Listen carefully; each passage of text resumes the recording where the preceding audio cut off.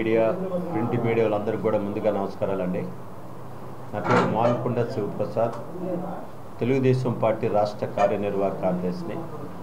ఈరోజు ఈ press meet ఎందుకంటే వైఎస్ఆర్సీపీ జిల్లా అధ్యక్షులు మందపాటి శాసగిరి గారు మాజీ మంత్రివర్యులు డొక్కా మాణిక్ వరప్రసాద్ గారి మీద తీవ్రమైన విమర్శలు చేయటం జరిగింది.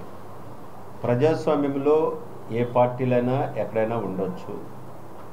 డెమోక్రసీలో ఆయన ఒక పార్టీలోకి వెళ్ళినాక ఆ పార్టీలో జరిగేది ఇవన్నీ కూడా విమర్శ చేయచ్చు.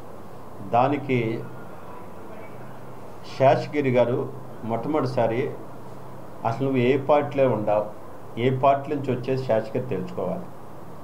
శాసగిరి ఉద్యోగానికి రాజీనామా చేసి తెలుగుదేశం పార్టీ టికెట్ కోసం ట్రై చేసింది శాసగిరి గారు. ఇప్పుడు వైఎస్ఆర్సీపీలోకి వచ్చాడు. నువ్వు కూడా 2-3 పార్టీలు మారావు.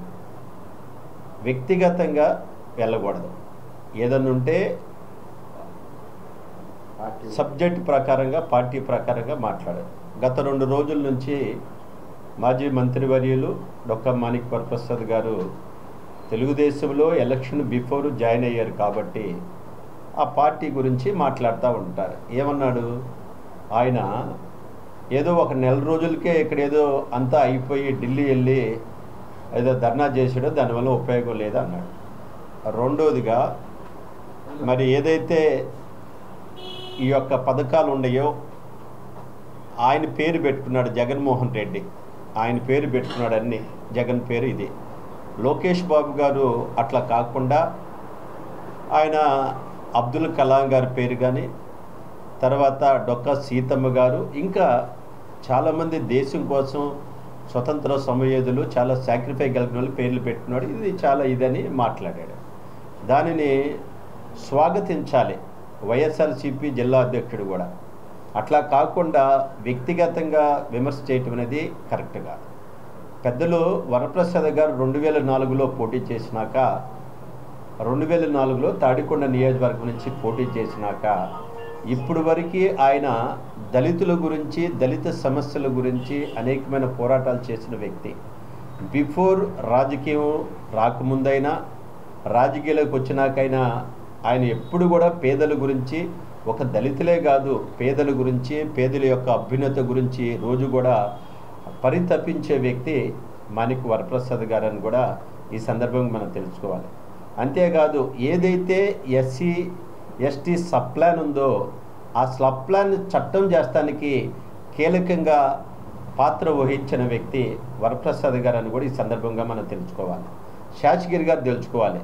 అంతేకాకుండా అట్లా అమరావతి రాజధాని ఇక్కడ ఉంటే చాలా బాగుంటుందని మొట్టమొదటిసారి అమరావతి రాజధాని ఇక్కడ ఉండాలని మాట్లాడిన వ్యక్తి మాజీ మంత్రి వరప్రసాద్ గారిని కూడా ఈ సందర్భంగా తెలుసుకోవాలి. ఇదే కాదు, చెప్పుకుంటూ పోతే మరి చాలా ఆయన ఎడ్యుకేషన్ మినిస్టర్గా ఉన్నప్పుడు ప్రతి నెల కూడా ఎక్కడెక్కడైతే మరి టీచర్స్ ప్రమోషన్ లేకుండా ఉండి వాళ్ళందరూ కూడా ప్రతి నెల ఎక్కడికి ఖాళీ ఉంటే అక్కడ ప్రమోషన్లు ఇచ్చిన ఘనత కూడా వరప్రసాద్ గారిని సందర్భంగా తెలియజేసుకోవాలి.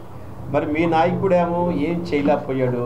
ఈ రాష్ట్రాన్ని ఎక్కడ చూసినా ఏ యొక్క ఈరోజు రోజుకు ఒక శ్వేతపత్రం విడుదల చేస్తున్నారు చంద్రబాబు నాయుడు గారు, మంత్రులు గారు. నువ్వు ఏది కూడా దేంట్లో కూడా నువ్వు అవినీతి, అన్యాయం, దోపిడీ తప్పనించి ఎక్కడ కూడా ఈ దేశంలో, ఈ రాష్ట్రంలో ఏది ఒక చిన్న పని కూడా చేసింది జగన్మోహన్ రెడ్డి లేదు. అంతా కూడా దోసుకున్నాడు. అక్కడే చెబుతున్నాం మందపాటి శాసగిరి గారికి. అతను కూడా నాకు మా అందరూ కూడా స్నేహితుడే. వ్యక్తిగత దోషాలకు వెళ్తే నువ్వు రాజకీయ నాయకుడు కాదు.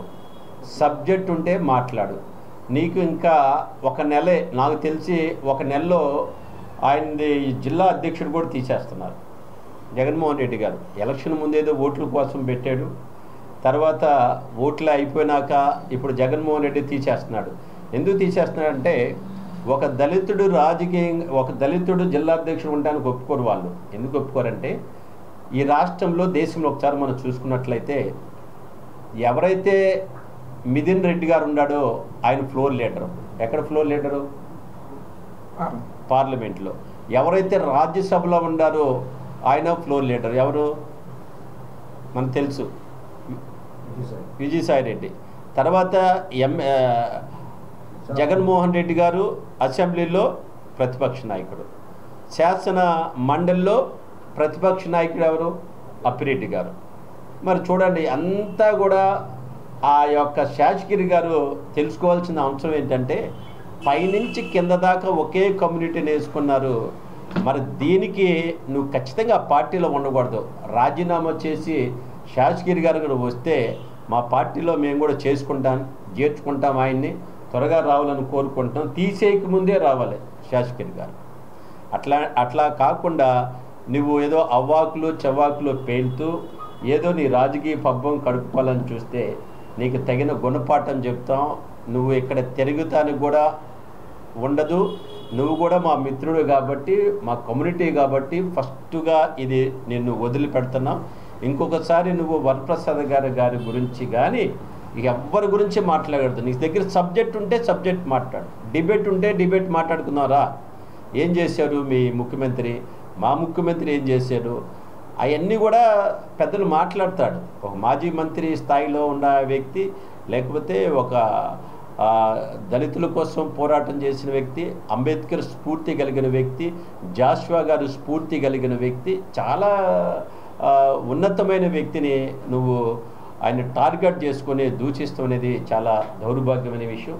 రాబోయే రోజులు ఇదే జరిగితే నీకు తగిన గుణపాఠం చెప్తామని కూడా శేషగిరి గారికి సందర్భంగా తెలియజేస్తాను.